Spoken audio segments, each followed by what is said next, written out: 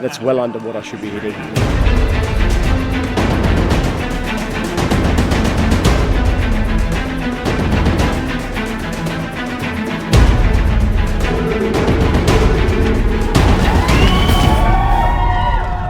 How are we feeling pre-Glasgow major job? Yeah, like I'm feeling okay. I could be better. About 3-4 days ago, I got a little bit sick, so I've been battling some signs and symptoms of some type of flu or virus. But I've made the decision to race today, and now I have to back myself. There's no room for doubt.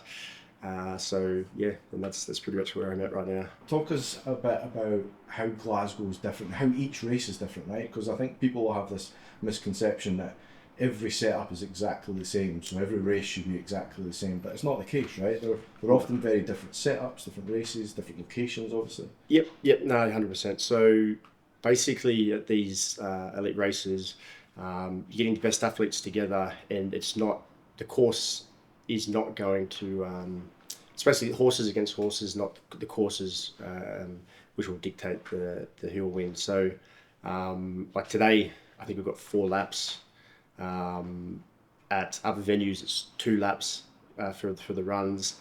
Some of them are a little bit designed to be a little bit faster. So these favour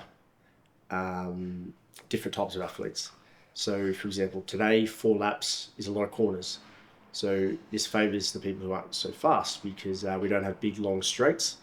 So that advantage for the faster guys gets taken away. So for someone like me, so like Bo, this in theory favours us, so we should be able to put on a good performance. After the briefing, we get more time to go back and chill. Like often the women are like, yes, get done with the briefing and they're in there and getting ready to warm up. Well, it's in a real critical spot. It's like 3 hours. Yeah. Do they go home or do they stay? Yeah. If you're a decent way away from the venue, yeah, we've got a 15-minute walk, so at least we can afford to go back and chill. Alright. And there's Subway advertising. Yeah. I like the wraps. So it's like I've got to be careful how much like with spices and stuff like this. But just like a chicken breast and salad. Yeah. I don't need anything too complicated on race day. Yeah. So what are you aiming to try and get in race day, nutrition-wise? Yeah, I try to hit about between 2,000 to 2.5 before I to a race, but I'm definitely not getting anywhere near that now. So I've had to drink a bit of it.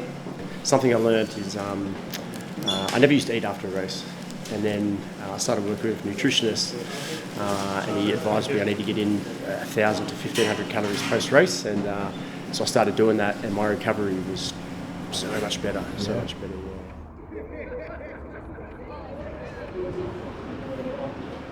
Serious?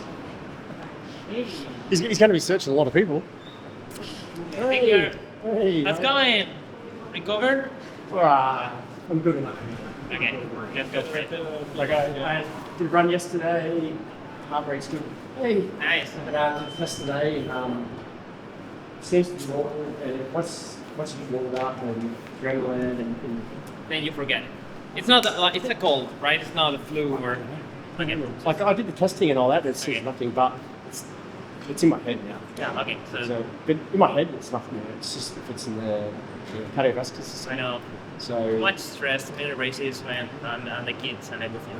it's the kids' Problem. exposure. Like Yeah. Luna, it's being in bed with her for 3 days when the album was going to work. Yeah. Well, How you feeling? good. Feel good. Ready.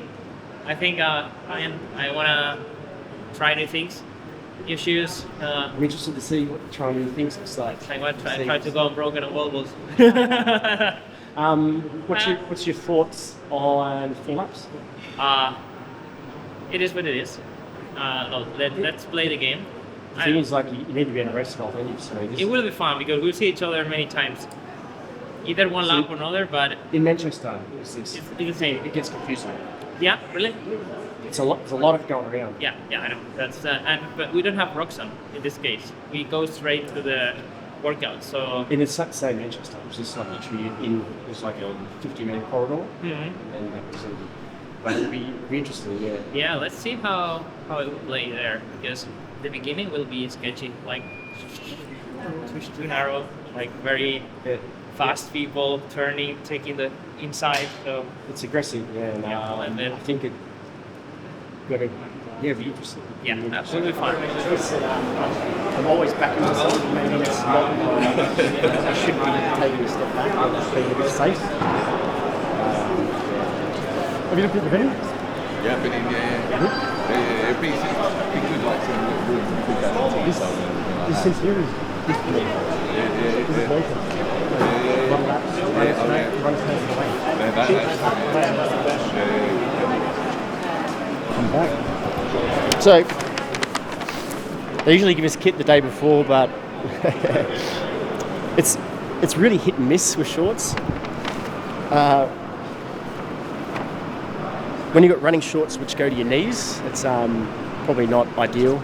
So I always have shorts from previous races which are short. Maybe I like, because I'm Aussie, I like short shorts, so I bring my own. But really this is just for the races. So in a normal race, people will get one chip. They give us 2 in elite races, just to make sure that nothing's missed. So we'll have 1 on each ankle.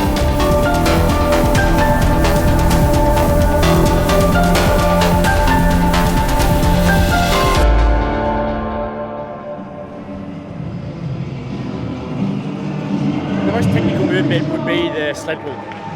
Yeah. Because it's not like it's a deadlift type movement. However, it's on a rope, so you have to be sort of offset. You can't slot a bar, which is horizontal. So you have to be strong on a deadlift, but it's the most challenging where you've got to be able to walk back with it and stay within the box at the same time. Yeah, it's the exercise people need the most work on for sure. And is there one particular station, obviously, probably the exception of wall balls, where your last station, right, you come off. Is there anything that's like you come off and think that's starting to hit the mark, that's starting to hit the fatigue? Yeah, for me, the burpees, that's challenging. And after the lunges, 100 meters of lunges, that eccentric, so like 30 kilos on your shoulders. I don't know how many lunges we do, but probably end up being hundreds and hundreds of kilos of force to run after that is hard.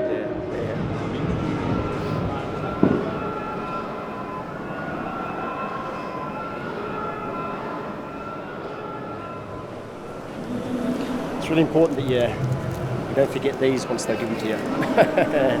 If you get these, you're in big trouble.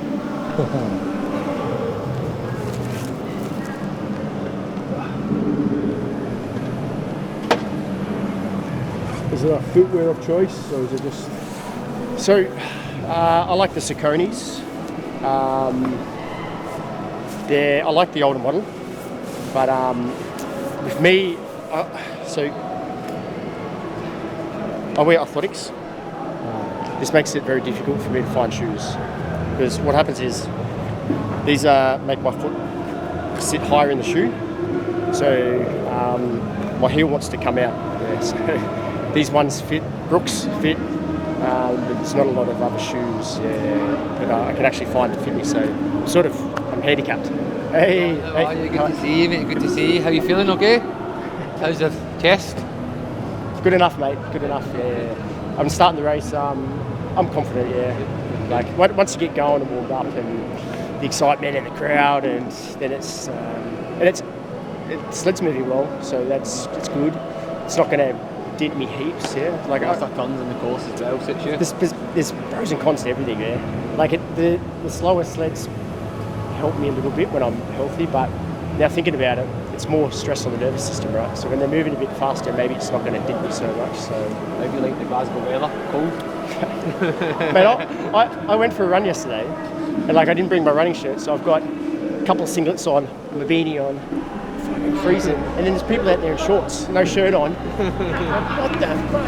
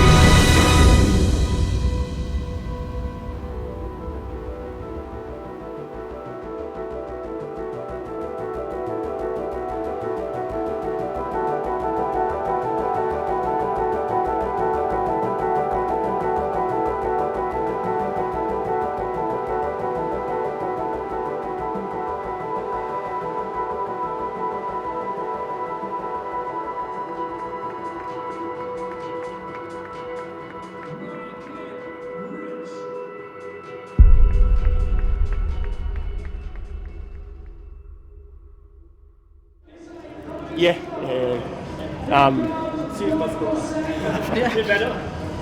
Yeah. On probably the third run, I think it was third, fourth. My arms went numb. I've never had that before. I just couldn't access what I needed to. I thought I could. I took a risk in it. And then we see us in Barcelona. Yeah. Barcelona. I see. Yeah. Thanks, guys. Yeah. Just not right. No. I don't mind being at the end. Like, I'm comfortable with that. The sled push, I knew it was fast, and I could not move it. So it tells me like my nervous system's not firing. I can't access power. And as I said, on that, on one of the third run, on those third lap on those first run, my arms went numb. So I was trying to shake it out. Like they're still a little bit tingly now, and it worried me a little bit to have it not go numb, because automatically it's a circulation thing. But my feet were going tingly when I was warming up, so that's why I was a little bit. I kept loosening my shoes, going to the tightness of the shoes. So I guess it's a sickness thing, yeah. It sucks, man. It's not the first time this has happened to me. A year ago, I did it in Vienna, and I had to pull out at the burpees. Pretty identical situation to this. I've got one more chance. That's the main thing. But I know myself. I know if like John, you actually could have you could have had a good chance at qualifying. There's not a fucking chance of qualifying. I know that. It's not a chance. I barely got through that sled push. I was going to struggle to get through that sled pull, and I was just going to be bleeding power. So, in a way, now thinking about it, I save myself. I don't do too much damage, because if you get through that full race, I will set myself back a little bit. I didn't think about that at the time now, and I start rationalizing, like the rational part of my brain being like, John, like this is how you think about. You see this rationally, so I take the emotional part out. It does suck. Yeah. I hate in front of people. Yeah. Like, I think having the sensor equipment at home is probably the biggest impact for me on the sleds. Like, the sled was broke. If it's right, it's just getting used to the feel of race day, and then obviously the kettlebells. I hit a max of 169, which is that's well under what I should be hitting. So that means. Looking at that, James Kelly doing his thing. Basically, I couldn't hit what I needed to. Yeah. Like my average is for that short stint 156 now. So by the end of the first kilometre run, usually I'll be in the 170. Yeah, average. Yeah, I go pretty fast soon. So that tells me I could not get what I needed to. Yeah, I had to do that power. Yeah, that's just the reality of it, I guess. Yeah. So basically, this is perfect. This is HRV. Perfect. Saturday, boom. You can see on Saturday, got sick.